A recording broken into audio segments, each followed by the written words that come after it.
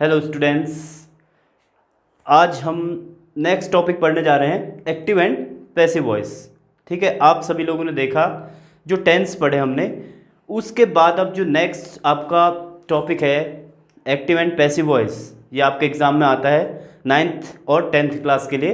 ठीक है, जो हमारे अब बोर्ड के भी हैं उसमें भी आपको आता है, और 9th क्लास होम एग्ज़ाम में भी आपसे पूछा जाता है एक्टिव पैसिव में। तो इसको समझिए कि आखिर ये है क्या। आप इसको हिंदी में भी पढ़ते हैं, हिंदी में जो कर्तवाच्य और कर्मवाच्य हैं वही चीज़ यहाँ एक्टिव और पैसिव वॉइस बोलते हैं इनको। ठीक है, अब देखिए इसमें मेन चीज़ होती क्या है, एक्टिव और पैसिव। एक्टिव मीन्स कोई एक्शन जिसमें काम हो रहा है, यानी कि कोई सब्जेक्ट, तो इसमें जो मेन रोल रहता है वो किसका रहता है, सब्जेक्ट का। ठीक है, मेन रोल यहाँ पर हमारे सब्जेक्ट, यानी जो काम कर रहा है कोई आदमी या जिसके बारे में बताया जा रहा है वो क्या है, सब्जेक्ट है, और वो एक्टिव वॉइस में आएगा। ऐसे ही दूसरा है पैसिव। पैसिव में क्या रहती है, वो जो प्रधानता थी, मुख्य जो मेन रोल था, मेन रोल यहाँ किसका रहता है, सब्जेक्ट का, न रहकर ऑब्जेक्ट का। समझ गए? तो आप ये समझ लीजिए इसमें कि जो सबसे मेन रोल एक्टिव वॉइस में रहता है वो है सब्जेक्ट का, और पैसिव वॉइस में जो रहता है वो है ऑब्जेक्ट का। एक एग्जाम्पल से समझिए आप, जैसे मैंने आम खाया, मैंने आम खाया। ठीक है, अब इसका क्या हो गया, आई खाया पास्ट में है, एट ए मैंगो। ठीक हो गया, आई एट ए मैंगो, मैंने एक आम खाया। अब इसमें मेन कौन है, किसने खाया आम, उसकी प्रधानता है, वो है मैंने, यानी कि सब्जेक्ट, मैंने आम खाया। अब इसी को अगर हम पैसिव में बदलते हैं, वहाँ ऑब्जेक्ट की प्रधानता होगी, यानी कि ऑब्जेक्ट क्या है, किसको खा रहा है, आम को। अब ये क्या हो जाएगा, मैंने आम खाया, ये चेंज हो जाएगा, कन्वर्ट हो गया, मेरे द्वारा आम खाया गया। अब आम जो है उसकी प्रधानता होगी कि क्या खाया गया है, उसके बारे में बात हो रही है, ऑब्जेक्ट के बारे में बात। ठीक है, तो इसके बारे में हम सीखेंगे कि कैसे एक्टिव से पैसिव बनाते हैं। आपसे एग्जाम में भी यही पूछा जाता है कि कैसे किसी एक्टिव फॉर्म आपको दी रहेगी एग्जाम में, उसका आपको पैसिव फॉर्म बदलनी पड़ती है। ठीक है, अब इतना आप समझ गए। इसके बाद हम आगे बढ़ते हैं। समझ गए इतना कि एक्टिव में सब्जेक्ट का मेन रोल रहता है और पैसिव में ऑब्जेक्ट का मेन रोल रहता है। ठीक, अब देखिए एक्टिव का जो फॉर्मूला है उसको देख लीजिए आप। एक्टिव वॉइस में जो मेन फॉर्मूला है, सबसे पहले सब्जेक्ट आएगा, उसके बाद हेल्पिंग वर्ब, और एमवी मतलब मेन वर्ब और ऑब्जेक्ट। और ये क्या है, पैसिव में क्या हो जाता है, इन दोनों की जगह एक्सचेंज हो जाती है। ठीक है, किसकी, सब्जेक्ट की जगह ऑब्जेक्ट और ऑब्जेक्ट की जगह सब्जेक्ट आ जाता है। ठीक हो गया, तो जो सब्जेक्ट यहाँ फर्स्ट में था वो लास्ट में चले जाता है, जो ऑब्जेक्ट यहाँ लास्ट में था वो कहाँ आ जाता है, फर्स्ट में आ जाता है। समझ गए इतना। अब मेन रोल रहता है हमारा यहाँ किसका, हेल्पिंग वर्ब का। हेल्पिंग वर्ब आपने 12 टेंस पढ़े अभी। टेंस 3 होते हैं जो उनके सब टेंस होते हैं, प्रेजेंट पास्ट फ्यूचर, और उनके जो 4 इंडेफिनिट, कॉन्टिन्यूस परफेक्ट और परफेक्ट कॉन्टिन्यूस टेंस होते हैं। कुल मिलाकर कितने हो गए, 12। अब उसमें से आपको ध्यान क्या रखना है, 12 में से केवल 8 टेंस की ही पैसिव फॉर्म बनती है। कितनों की, केवल 8।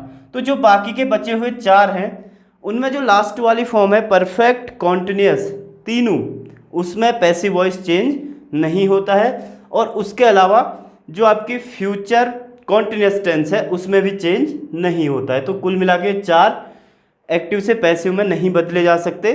तो बचे हमारे कुल 8। तो पहले हम इन्हीं 8 को देखेंगे कि कैसे इनकी हेल्पिंग वर्ब चेंज होती है। आप यहाँ ध्यान रखिए कि जो आपका मेन वर्ब है, मेन वर्ब मुख्य क्रिया, जिसको वर्ब की first form, second form, third form या आईएनजी फॉर्म हम देखते हैं, वो किसी भी फॉर्म में हो सकती है। एक्टिव वॉइस में जो मेन वर्ब है वो किसी भी फॉर्म में हो सकती है, इसको आप ध्यान रख लीजिए। वो क्या हो सकती है, किसी भी फॉर्म में, फर्स्ट फॉर्म भी हो सकती है, सेकंड भी, थर्ड भी, या फिर आईएनजी फॉर्म भी। लेकिन मेन पॉइंट है, पैसिव वॉइस बनाते टाइम हमेशा जो मेन वर्ब रहेगा वो क्या रहेगा, उसमें हमेशा वर्ब की थर्ड फॉर्म ही यूज होती है। तो ये चीज़ आपको ध्यान रखनी है कि पैसिव वॉइस में हमेशा वर्ब की थर्ड फॉर्म आती है। समझ गए? एक्टिव में मेन वर्ब कुछ भी हो सकता है, लेकिन पैसिव में मेन वर्ब हमेशा वर्ब की थर्ड फॉर्म रहती है। इतना आप समझ गए। अब देखिए, सब्जेक्ट की जगह ऑब्जेक्ट आ जाएगा, ऑब्जेक्ट की जगह सब्जेक्ट आ जाएगा, एक चीज़। दूसरी, मेन वर्ब एक्टिव में कुछ भी हो सकती है, लेकिन पैसिव में हमेशा थर्ड फॉर्म रहेगी, दूसरी। अब तीसरी चीज़ समझिए, बचा हमारा हेल्पिंग वर्ब। ठीक है, चार चीज़ें हैं, ये देख लीजिए। सब्जेक्ट का ऑब्जेक्ट, ऑब्जेक्ट का सब्जेक्ट इंटरचेंज हो गए। मेन वर्ब कुछ भी हो, लेकिन यहाँ थर्ड फॉर्म रहेगी। बचा हमारा हेल्पिंग वर्ब। अब देखिए हेल्पिंग वर्ब में क्या होगा। जो हेल्पिंग वर्ब है, चेंज ऑफ हेल्पिंग वर्ब, वो कैसे एक्टिव से पैसिव में चेंज होती है। इधर आप देखिए इसे ध्यान से, इसे बहुत ध्यान से देखना आपको। पूरा जो एक्टिव पैसिव का चेंज है, या इसको आप ट्रांसलेट करने के लिए आता है, पूरा एक दूसरे से दूसरे में बदलने के लिए आता है, तो आपको इसी के इर्द गिर्द रहना है। अब आपको देखिए मैंने शॉर्ट में लिखा रखा है, इसको आपको समझना पड़ेगा थोड़ा सा। पहले देखिए, डू और डज अगर है तो वो किस में चेंज हो जाएगा। ये है एक्टिव में और ये है पैसिव में। अगर एक्टिव में है आपका डू या डज, मीन्स कौन सा टेंस, प्रेजेंट इंडेफिनिट टेंस। ये कौन सा हो जाएगा, प्रेजेंट इंडेफिनिट टेंस, क्योंकि डू और डज वही यूज होता है। ठीक है, I do play, I play होता है वैसे, I do not play, I does not play, पढ़ा है आपने। तो उसकी जगह डू या डज की जगह आप केवल इज एम आर बढ़ा देंगे, बाकी का सेम रहेगा। ठीक है, ऐसे ही इज एम आर अगर एक्टिव में यूज है तो वो इज एम आर मतलब कौन सा टेंस, प्रेजेंट कॉन्टिन्यूअस टेंस, लगातार। ये हेल्पिंग वर्ब है आपकी केवल। ठीक है, तो जो ये हेल्पिंग वर्ब है is am are present continuous की, किस में चेंज हो जाएंगी, इज एम आर, इनके साथ आगे क्या जुड़ जाएगा, बीइंग जुड़ जाएगा, और बाकी सब सेम रहेगा। दूसरा, हैज या हैव, यानी कि कौन सा टेंस, प्रेजेंट परफेक्ट टेंस। तो प्रेजेंट परफेक्ट टेंस की जो हेल्पिंग वर्ब है वो आपने देखी है, हैज किसके साथ लगती है और हैव किसके साथ लगती है। तो वो हो जाएगी हैज हैव रहेगा, लेकिन उनके साथ आगे क्या जुड़ जाएगा, बीन जुड़ जाएगा। ठीक, समझ गए। अब आपका जो नीचे वाला है हैज हैव बीन, वो आपको बताया जैसे मैंने कि जो लास्ट वाली ये है प्रेजेंट परफेक्ट कॉन्टिन्यूअस टेंस, इसमें कोई भी चेंज नहीं होता, यानी कि एक्टिव से पैसिव उसका नहीं बनाया जा सकता। ठीक हो गया, क्योंकि ये काम लगातार कोई टाइम पीरियड में जारी रहता है, तो उसको बदला नहीं जा सकता है। अब इसके बाद ये हो गए हमारे किसके, प्रेजेंट टेंस के चारों, इंडेफिनिट, कॉन्टिन्यूअस, परफेक्ट और परफेक्ट कॉन्टिन्यूअस। ऐसे ही अब अगला हमारा हो चलेगा पास्ट का, पास्ट इंडेफिनिट, कॉन्टिन्यूअस, परफेक्ट और परफेक्ट कॉन्टिन्यूअस। तो इसी को आपको इसी रूप में देखना है। तो डिड का यूज होता है पास्ट इंडेफिनिट में। ठीक है, तो डिड का यूज हो गया पास्ट इंडेफिनिट। अगर कहीं पास्ट इंडेफिनिट का आपसे वर्ड पूछा गया, जैसे अभी हमने एग्जाम्पल देखा था, मैंने आम खाया, तो इसी का था। ठीक है, तो ये हो जाएगा, ये डिड लगता है वैसे नॉर्मली नेगेटिव में। ठीक है, तो अगर आपका डिड यूज हुआ है तो उसकी जगह वॉज और वर हेल्पिंग वर्ब यूज हो जाती। यानी कि अगर आपका देखो डिड लगा है कहाँ पे, सब्जेक्ट के बाद, यहाँ पे हेल्पिंग वर्ब डिड है, तो ये डिड का क्या बन जाएगा, यहाँ पे नीचे आते ही वज या वर। वज या वर कैसे बनेगा, अकॉर्डिंग टू सब्जेक्ट और ऑब्जेक्ट। सब्जेक्ट या ऑब्जेक्ट के अकॉर्डिंग ही हेल्पिंग वर्ब चेंज होगी। ठीक है, तो मेन आपका फिर डिड का ये बन जाएगा वज और वर।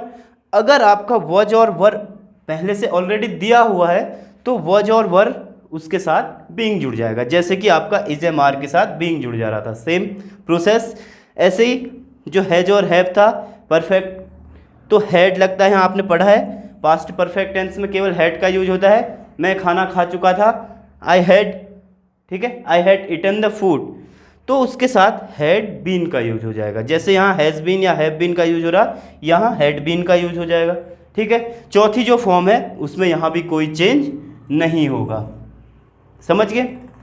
तो एक ये घट गया, एक ये, दो कम हो गए, हमें चार कम करने हैं, एक ये और एक ये लास्ट वाला।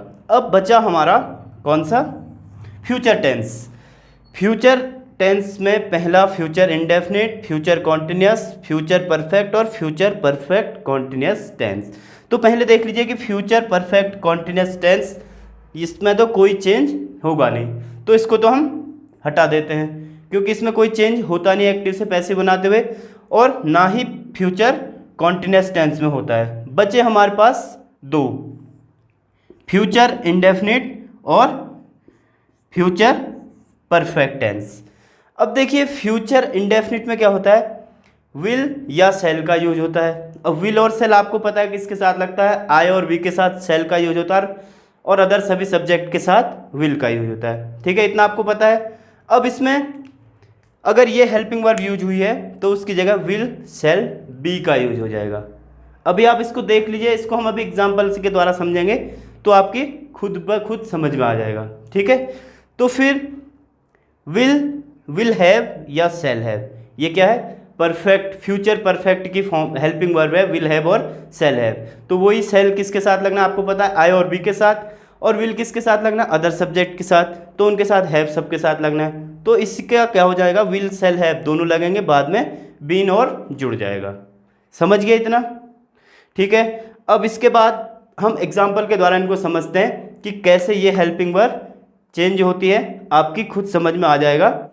तो देखिए स्टूडेंट्स, जैसे अभी आपने देखा कि कौन सी हेल्पिंग वर्ब किस में चेंज हो जाती है। ठीक है, आपको सब लिखा दिया, आप समझ गए होंगे कि कैसे डू डज का हेल्पिंग वर्ब चेंज हो रही है, डिड की चेंज हो रही है, इज एम आर चेंज हो रहा है। तो उसको कुछ एग्जाम्पल से समझिए। जैसे पहला, राम डिड्स हरी। अब पहले तो यहाँ आपको समझना पड़ेगा कि सब्जेक्ट क्या है। ठीक है, सब्जेक्ट कौन है, राम। ठीक है, आपको जब भी एग्जाम में पूछेगा तो आपका जो ऊपर वाला है एक्टिव दिया रहेगा, आपको केवल पैसिव में बदलने को पूछेगा वो। तो एक्टिव अगर दिया है दैट मीन्स वहाँ सब्जेक्ट सबसे पहले रहता है, तो राम क्या हो गया हमारा सब्जेक्ट। बीट्स ये क्या हो गई वर्ब, और हरी क्या हो गया यहाँ पे ऑब्जेक्ट। राम हो गया सब्जेक्ट।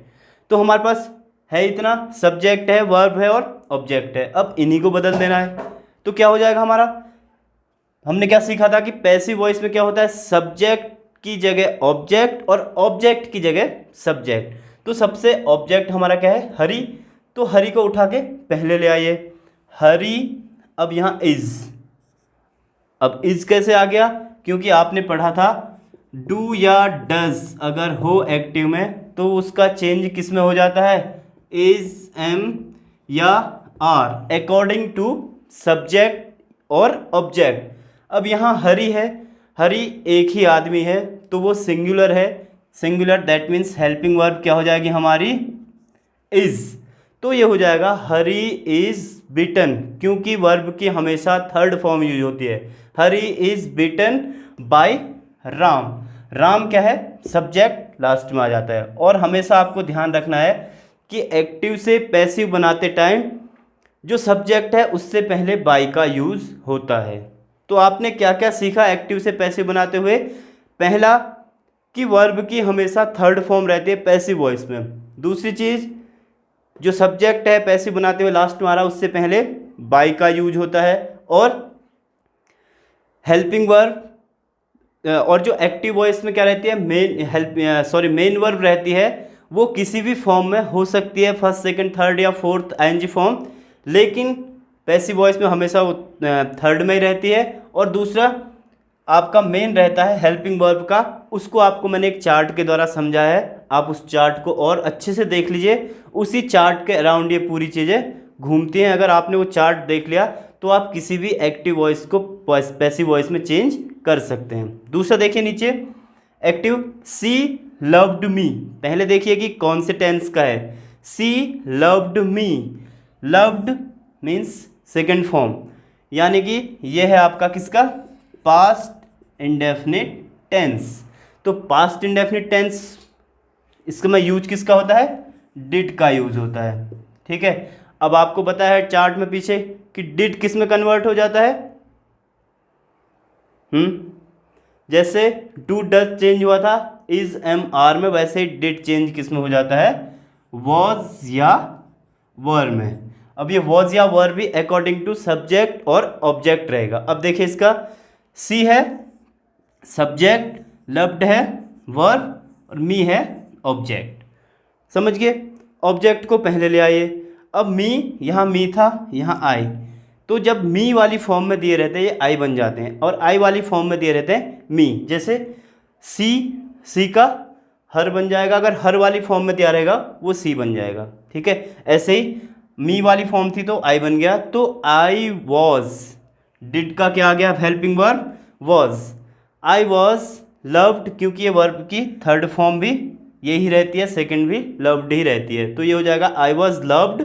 उसके बाद बाय सबके साथ यूज होना है, किसके द्वारा? सी वाली फॉर्म है तो हर में चेंज हो जाएगी। अगर हर वाली फॉर्म जैसे मी वाली फॉर्म थी वो सी में चेंज होता, अगर सी वाली है तो वो हर में चेंज होगी। समझ गए? अब नीचे देखिए एक्टिव में, she had eaten a mango. अब पहले आपको चेक करना पड़ेगा कि ये कौन से टेंस का सेंटेंस है। टेंस आपने सबने पढ़े हैं। She had eaten a mango, वह एक आम खा चुकी थी, मतलब past perfect tense, had eaten. ठीक है, तो देखिए सी है subject, had helping verb, eaten main verb, a mango object. ठीक हो गया? सीधे ऑब्जेक्ट को उठा के फर्स्ट में ले आइए, ये आ गया ए मैंगो। अब उसके बाद आपने देखे पिछले चार्ट में देखा था कि जो हेड, जब हेड दिया रहता है तो हेड किस में चेंज हो जाता है? हेड बीन में चेंज हो जाता है। तो a mango had been, had का बन गया हैड बीन। अब इटन ऑलरेडी थर्ड फॉर्म में है, क्योंकि पास्ट ये परफेक्ट फॉर्म में भी थर्ड फॉर्म यूज होती है, तो वो सेम रहेगी, ये मेन वर्ब होगी। अब आप देखिए ऑब्जेक्ट हेल्पिंग वर्ब, ये मेन वर्ब बाय सब के साथ लगना है, बचा क्या? सब्जेक्ट। सी वाली फॉर्म में है तो वो यहाँ हर हो गया। समझ गए सभी लोग? ठीक है, अगर आपको कोई दिक्कत होती है मुझे नीचे कमेंट में लिख सकते हैं कि मैं आपको फिर से समझा दूंगा। अगर आपको कोई भी दिक्कत है इसमें, किसी रूल में या कोई इस चार्ट में हेल्पिंग वर्ब कैसे चेंज कर रहे हैं आप, कहीं भी कोई दिक्कत आती है मुझे आप पूछ सकते हैं। ठीक है, जैसे आप समझ गए कि कैसे टेंस कन्वर्ट होता है पैसिव में। अभी आपको मैंने समझाया कि जो 12 टेंस में से 8 टेंस एक्टिव से पैसिव में चेंज हो जाते हैं और 4 नहीं होते हैं। उनके रूल्स और हेल्पिंग वर्ब आपको चार्ट के द्वारा समझाई। आई होप कि आपकी सबकी समझ में आया होगा। अब इसके अलावा कुछ सेंटेंसेज होते हैं हमारे इम्परेटिव सेंटेंसेज, यानी कि जो क्या होते हैं? आज्ञा देते हैं, जिनमें कोई ऑर्डर देते हैं या किसी से रिक्वेस्ट की जाती है। तो इस टाइप के जो सेंटेंस होते हैं उनको कैसे चेंज किया जाता है? अभी तक तो आपका चल रहा था कि जो नॉर्मली टेंस पे बेस्ड थे, लेकिन ये क्या है, इनमें एक तो क्या रहता है? पहली बात, हमारे पास सब्जेक्ट छुपा होता है। ठीक है, सब्जेक्ट दिया नहीं रहता। जैसे अभी तक टेंस में सब्जेक्ट और ऑब्जेक्ट दोनों थे, यहाँ क्या रहता है? सब्जेक्ट हिडन फॉर्म में होता है, वो छुपा हुआ होता है, तो उनमें थोड़ा सा आप कंफ्यूज हो सकते हैं, तो उसे भी आप देख लीजिए। तो जैसे इसमें सबसे पहले आप कुछ रूल्स देख लीजिए कि क्या क्या रूल्स होते हैं। जैसे पहला रूल है, अब ये इनको लेट सेंटेंसेस भी बोलते हैं, लेट। ठीक है, लेट का यूज होता है यहाँ। तो पहला जो रूल है वो क्या होगा? लेट के साथ बी का यूज होता है। ठीक है, लेट के साथ बी का यूज होता है, तो उसका जो फॉर्म होगा, अभी तक क्या हो रहा था? सबसे पहले ऑब्जेक्ट आ रहा था, लेकिन यहाँ क्या होगा? सबसे पहले लेट का यूज होगा, देन ऑब्जेक्ट यूज किया जाएगा, उसके बाद लेट के साथ बी का यूज होगा, और वर्ब की थर्ड फॉर्म तो हमेशा ही रहेगी। और लास्ट में जो बाय रहता है और उसके अलावा जो सब्जेक्ट होता है वो हिडन फॉर्म में रहता है, आप उसको देख भी सकते हैं और बिना उसके भी चल सकता है। जैसे इधर एग्जाम्पल देखेंगे हम इकट्ठे, पहले आप रूल समझ लीजिए। रूल पहला है कि लेट के साथ बी का यूज होता है, let plus object plus be plus verb की थर्ड फॉर्म, ये इसका स्ट्रक्चर रहता है। दूसरा रूल है कि अगर वो ही सेंटेंस नेगेटिव हो तो बी से पहले जो बी लगा है, बी और ऑब्जेक्ट के बीच में नॉट जुड़ जाता है। ठीक है, केवल बी और ऑब्जेक्ट के बीच में नॉट जुड़ जाता है, बाकी सेम रहता है, let object not be, then verb की थर्ड फॉर्म। ठीक है, और जो तीसरा रूल है, यदि किसी सेंटेंस में प्लीज वर्ड का यूज हुआ हो, अगर किसी एक्टिव में प्लीज का यूज है तो उसका जो प्लीज का क्या बन जाएगा? यू आर रिक्वेस्टेड, ये पूरा लिखा जाएगा, प्लीज़ की जगह ये पूरा लिखा जाएगा, यू आर रिक्वेस्टेड, ठीक है। उसके बाद टू का यूज होगा और वर्ब की फर्स्ट फॉर्म आएगी यहाँ। अब यहाँ आप वर्ब की फर्स्ट फॉर्म नहीं लिखेंगे क्योंकि वर्ब की फर्स्ट फॉर्म वर्ब की थर्ड फॉर्म जो यूज होती है पैसिव में, वो वर्ब की थर्ड फॉर्म इसमें आ गई। अब आप वर्ब की फर्स्ट फॉर्म देखेंगे। अब देखिए तीनों रूल्स के हम एग्जाम्पल देखते हैं, आपको खुद समझ में आ जाएगा। तो देखिए पहला है ओपन द डोर, दरवाज़ा खोलो। अब ओपन द डोर क्या है? ऑब्जेक्ट है। ओपन एक वर्ब है लेकिन हमारे पास सब्जेक्ट नहीं है। लेकिन यहाँ पे क्या हो रहा है, एक ऑर्डर दिया जा रहा है। जैसे मैंने आपको बोला कि यहाँ जो सब्जेक्ट रहता है वो क्या रहता है, हिडन फॉर्म में रहता है। तो सब्जेक्ट हमारे पास है नहीं, लेकिन सब्जेक्ट फिर भी है, ना होकर भी सब्जेक्ट है। अब किसी से तो बोला जा रहा है कि दरवाज़ा खोलो, ठीक है, कोई भी हो सकता है, वो हिडन फॉर्म में है, समझ गए। तो ओपन द डोर का क्या हो जाएगा, स्ट्रक्चर देखिए, सबसे पहले लेट का यूज होगा, लेट, देन ऑब्जेक्ट हमारे पास the door, let the door, then be का यूज, बी वर्ब की थर्ड फॉर्म, तो हो जाएगा let the door be open. अब आप जो लास्ट में बाय सब्जेक्ट बाय यू जोड़ सकते हैं आप अपने हिसाब से, ठीक है, उसको ब्रैकेट में कर सकते हैं। ऐसे ही जो सेकंड है नेगेटिव सेंटेंस हो, ऑब्जेक्ट और बी के बीच में नॉट जुड़ जाता है, तो उसको देखिए, अगर आपका do not insult the poor, अगर आपको दिया है कि do not insult the poor, ये क्या बन जाएगा, तो इसमें सबसे पहले लेट तो रहेगा ही, लेट, अब ऑब्जेक्ट क्या है, the poor, do not insult मतलब वर्ब होगी कि उसका अपमान ना करें, द पुअर ऑब्जेक्ट हो गया, लेकिन यहाँ भी सब्जेक्ट क्या है, हिडन फॉर्म में है, तो ये हो जाएगा let the poor, let object the poor not be insulted, bracket में आप बाय यू कर सकते हैं क्योंकि वो क्या है, सब्जेक्ट हिडन फॉर्म में है, बाय यू, या इसमें आपको कोई एडवाइस दी जा सकती है, ठीक है, या कोई ऑर्डर दिया जा सकता है, या आपसे रिक्वेस्ट की जा सकती है, तो उसमें सब्जेक्ट हिडन फॉर्म में है, लेकिन आप उसको ब्रैकेट में अपने अकॉर्डिंग दिखा सकते हैं, अपनी इच्छा अनुसार दिखा सकते हैं। ऐसे ही जो तीसरा है, अगर प्लीज़ का यूज हो तो उसका यू आर रिक्वेस्टेड में चेंज हो जाता है। तो देखिए please go there, please come here, please sit down, कुछ भी हो, तो प्लीज़ गो देयर, तो प्लीज़ का पूरा स्टार्टिंग में क्या बदल जाएगा, यू आर रिक्वेस्टेड, उसके बाद टू का यूज होगा, यू आर रिक्वेस्टेड टू, फिर वर्ब की फर्स्ट फॉर्म आ जाएगी, you are requested to go there, फिर सेम रहेगा, प्लीज़ गो देयर जो था वो सेम रहेगा, गो देयर लास्ट का, प्लीज़ बदल जाएगा आपका केवल यू आर रिक्वेस्टेड, बीच में केवल क्या जुड़ जाएगा, टू। ऐसे ही अगर बोले प्लीज़ सिट डाउन तो you are requested to sit down, same रहेगा। और अगर बोला जाता है प्लीज़ कम हेयर तो you are requested to come here. समझिए। नाउ आई होप कि आप सबकी समझ में आ गया होगा, ठीक है। नहीं समझ में आया कोई दिक्कत नहीं, कमेंट बॉक्स में लिखिए आप कि मुझे यहाँ पे प्रॉब्लम है, यहाँ पे समस्या आ रही है, तो मैं आपको फिर से उसको एक्सप्लेन कर दूँगा, ठीक है। Okay, thank you, bye bye.